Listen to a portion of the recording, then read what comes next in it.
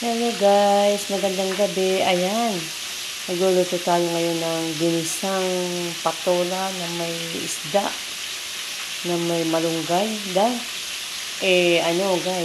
wala akong maisip na ilahok dito sa, malunggay at saka patola, kundi naisip ko isdang pinarito ang nilagay ko. Dati-dati ang ilalahok ko dito yung kanong baboy. Kaya lang, wala kaming baboy, kaya isda ang inilagay ko. Ewan ko kung ano magiging lasa nito guys. Ayan o, may 3 isda. Ayan, kapagyan natin ng malunggay. Ito ang ulam. Ayan. Kanya-kanyang treat sa ulam. Kaya ito ang aking inilagay. Wala akong maisip gawin. Walang maisip lahat, kundi isda.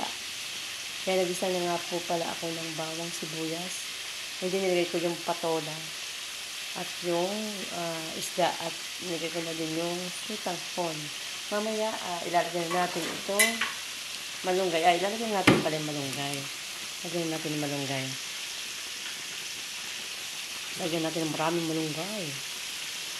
Ayan. Ayan.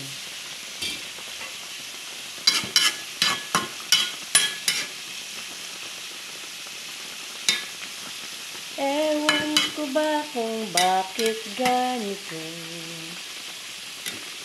ang aking napakanta tuloy ako guys.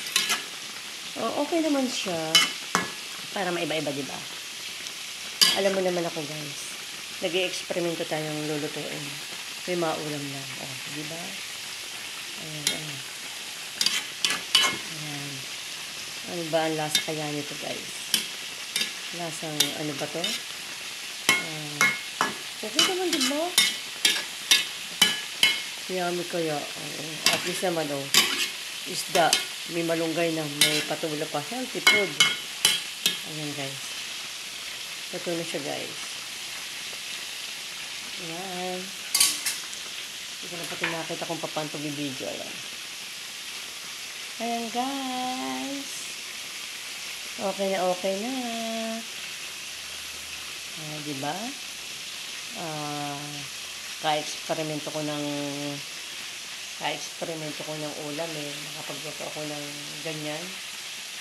Ng patola na may malunggay at ng may isda. Lahat. Healthy food na yan. Tapos konting mantika lang nilagay ko na may sultang corn. Wow! Shalap na to, guys. Ayan guys, thank you for watching guys. And God bless you all. Yummy! Kain tayo!